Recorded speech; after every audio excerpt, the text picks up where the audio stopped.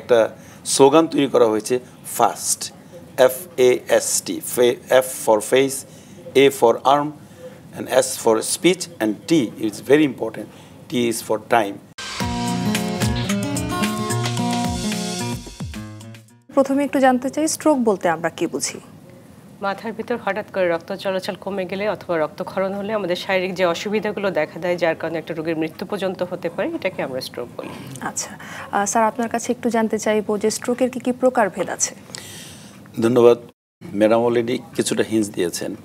So stroke দুই ধরনের, একটা হচ্ছে রক্তনালী ব্লক হয়ে একটা স্ট্রোক, এটাকে ইনফ্রাক্টিভ স্ট্রোক বলে, আর একটা হচ্ছে রক্তক্ষরণ হয়ে, এই ক্ষেত্রে রক্তনালী ছিঁড়ে যায়।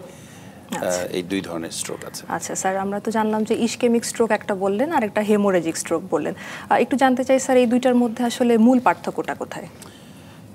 সিমটমগত দিক থেকে একই হতে পারে, আর কিন্তু পার্থক্যটা হলো একটা রক্তক্ষরণজনিত আর একটা হচ্ছে ব্লক হয়ে, যেটা অনেক সময় রক্তক্ষরণের আগে একটু রক্তচাপ বাড়ে, তো সেক্ষেত্রে রক্তক্ষরণের কারণে যে স্ট্রোক, সেটার সময় ব্লাড প্রেশার একটু বাড়তে পারে। আচ্ছা ম্যাডাম, আপনার কাছে একটু জানতে চাই বাংলাদেশের প্রেক্ষাপটে স্ট্রোকের ইনসিডেন্স রেট এখন কীরকম? যদি বাংলাদেশের পার্সপেক্টিভে আমরা যদি চিন্তা করি, তাহলে দেখা যাবে যে প্রতি 1000 জনে দেখা যায় যে 145 জনের মধ্যে স্ট্রোকের রিস্ক। আবার যদি গ্লোবালি চিন্তা করি, তাহলে সেক্ষেত্রে দেখা যাচ্ছে প্রতি বছরে 1 লাখ পেশেন্টের ক্ষেত্রে দেখা যায় যে প্রায় 400-র বেশি পেশেন্টের ক্ষেত্রে স্ট্রোকের রিস্কটা বেশি থাকে, ঝুঁকিটা বেশি থাকে। আচ্ছা স্যার, একটু আপনার কাছে জানতে চাই স্যার, আপনি তো ইসকেমিক স্ট্রোকের কথা বললেন, হেমোরেজিক স্ট্রোকের কথা বললেন, এই দুইটার মধ্যে স্যার কোনটা একটু সিভিয়ার? রক্তক্ষরণজনিত স্ট্রোক একটু সিভিয়ার বেশি, কারণ এটার ক্লিনিক্যাল ম্যানেজমেন্ট এবং ডাইভার্সিটি অফ দ্য সিমটম এবং ম্যানেজমেন্ট করা এবং পরবর্তীতে ভালো হয়ে যাওয়ার ক্ষেত্রে একটু সময়ের ব্যাপার, সব চিন্তা করে রক্তক্ষরণজনিত স্ট্রোকটা একটু বেশি মারাত্মক। আচ্ছা স্যার, আমরা খুব গুরুত্বপূর্ণ একটা ইনফরমেশন পেলাম যে হেমোরেজিক স্ট্রোকটা হচ্ছে গিয়ে more severe than the ischaemic stroke.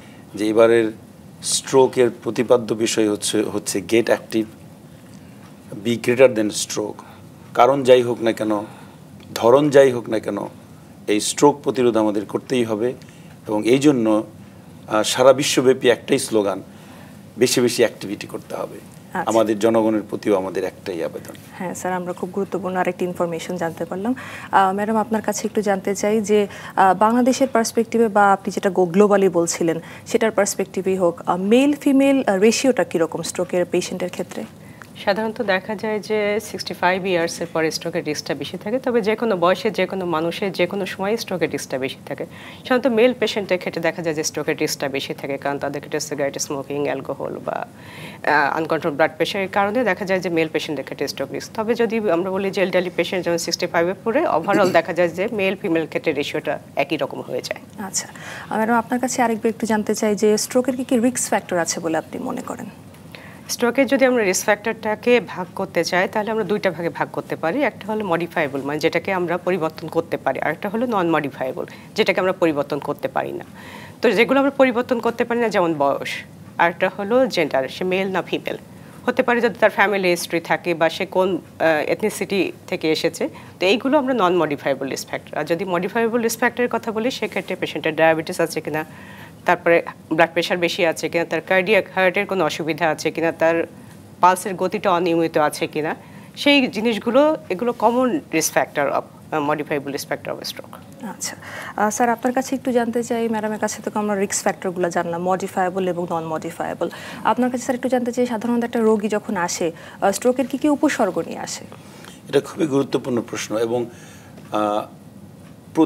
পরিবারের প্রতিটি সদস্যকেই অ্যাওয়ার থাকতে হবে যে,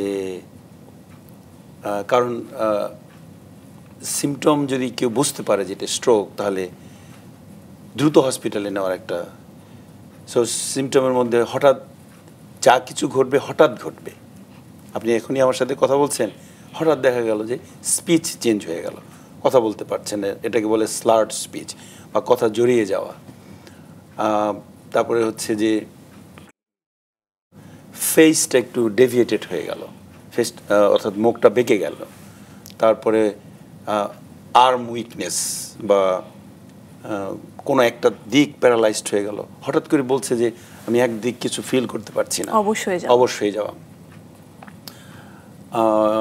এবং হঠাৎ করে দাঁড়িয়ে আছে, দাঁড়ানোর দেখি হঠাৎ পড়ে গেল, বা হঠাৎ করে দেখা গেলো বমি হচ্ছে, হঠাৎ করে দেখা গেলো আমি কিছুই দেখতে পাচ্ছি না, ভীষণ চেঞ্জ।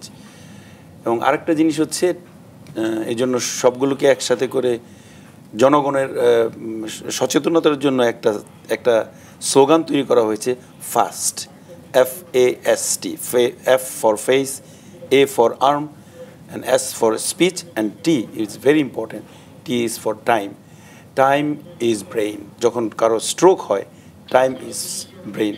এজন্য জনগণের জন্য একটাই মেসেজ আমাদের নিউরোলজিস্টদের পক্ষ থেকে, যে যদি এই ধরনের সিমটমগুলো দেখেন, পরিবারের হোক কিংবা পরিবার ছাড়াও আপনি রাস্তা দিয়ে হাঁটছেন, কারো যদি হঠাৎ করে এটা দেখেন, একটাই চিন্তা করবেন, দ্রুত হসপিটালে নেওয়া। কারণ আপনি যদি 4 ঘন্টার মধ্যে আসতে পারেন, তাহলে আমরা স্কোয়ারের ডাক্তাররা এক ধরনের চিকিৎসা আছে সারা বিশ্বে প্রচলিত, সেটা দিয়ে আমরা অনেক ক্ষেত্রেই সিমটম, মানে স্ট্রোকের যে সিমটম নিয়ে আসছেন সেটা দূর করে ফেলতে পারবো।